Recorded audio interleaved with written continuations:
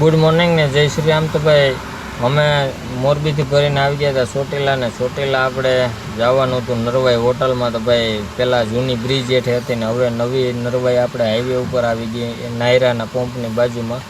તો ત્યાં આપણે કેટલા બધી ભાઈબંધ ભેગા થઈ ગયા ને જ્યાં હતા નરવાઈ હોટલના શેઠ હરભમભાઈ કે એવું કંઈક નામ છે, નામ ભૂલાઈ ગયું ભાઈ, પણ જમવાનું બહુ મસ્ત બનાવે। તમે એક ફેરી ત્યાં જમજો ને તો ગ્રાઉન્ડ ને કંઈ ઘટે નહીં, સીસીટીવી કેમેરાથી સજ્જ ને બધી આપણી ગુજરાતની ગાડી ટોટલી ત્યાં જ હોય, પોરબંદરની ને આપણી સાઈડની। તો ભાઈ બહુ મસ્ત હોટલ બનાવી ને હોટલનું નામ છે નરવાઈ હોટલ નરવાઈ કૃપા।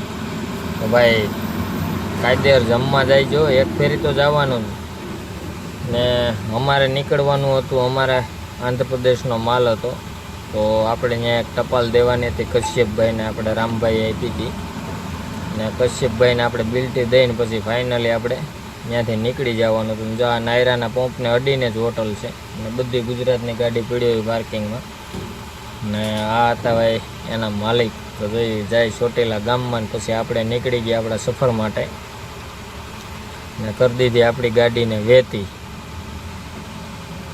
ને ત્યાંથી ભાઈ થોડાક આવેલા હતા, વરસાદે બાકાજી બોલાવતો હતો ઝીણો ઝીણો ને આપણે હવે ચોટીલા માતાજીના દર્શન કરીને ફાઇનલ આપણે નીકળી જવાનું હતું ને આપણે લાદી હતી ટંકુની, કેમ કે આપણે લાદી જ ભરીએ ને આ ભાઈ ચોટીલાનું ફેમસ તળાવ આવી ગયું।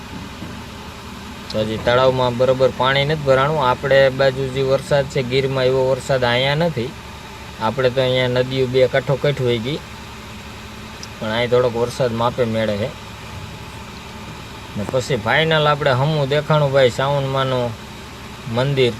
તો માતાજીના કર્યા દર્શન, વધાર્યું નારિયેલ કરી અગરબત્તી ને પછી આપણે આગળનો સફર કરી દીધો ચાલુ। તો ભાઈ ચોટીલામાં હજી પણ સાદા નરિયાના મકાન છે અહીંયા ને એમાં જે રહેવાની મજા છે એ સ્લેપવાળામાં મજા નથી ભાઈ, નો ગરમી નો એસીની જરૂર એમાં ન પડે। તો ભાઈ આ હતા સાવનમાં જે આપણે ડુંગરમાંથી ચડીએ એ ડુંગર હતો ને માથે દેખાય માં થોડુંક વાદરા જેવું છે એટલે ઝાખું ઝાખું દેખાય। ત્યાંથી પછી આપણે આવી ગયા હતા દિલ્હી મુંબઈ એક્સપ્રેસમાં। તો ભાઈ આ બ્રિજ કહેવાનું છે એ તમે જરી કહેજો, અમને તો નથી સમજ પડતી કે આની માથેથી શું જવાનું છે। આપણે એની એક્ઝેક્ટ નીચે જ ગાડી પાર્કિંગ કરી હતી ને એની માથે હતું બ્રિજ। તો બ્રિજે આમાં કેટલું લોખંડ વપરાશ કરી નાખ્યો, બહુ વિશાળ બ્રિજ હતું ભાઈ, આની માથે શું હાલવાનું છે એ આપણે ખબર નથી, પણ બહુ મસ્ત બ્રિજ બનાવ્યું એમ।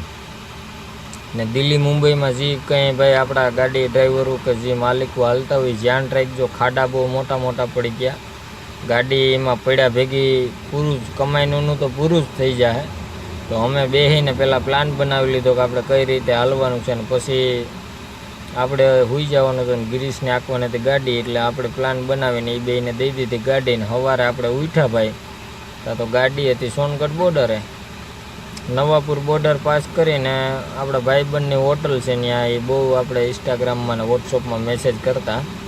તો જો આ હોટલ છે હોટલ શ્રી બાબા રામદેવ રાયકા, એ બહુ જમવાનું એક નંબર બનાવે, આપણો ભાઈબંધ છે તો ત્યાં આપણે જવાનું હતું ચા પીવા ને ભાઈ એનું પાર્કિંગ બહુ એક નંબર ને એ હોટલ બનાવી અહીંયા શાનદાર સીસીટીવી કેમેરાથી સજ આખું પાર્કિંગ ને નાવા ધોવાની ફૂલ સુવિધા।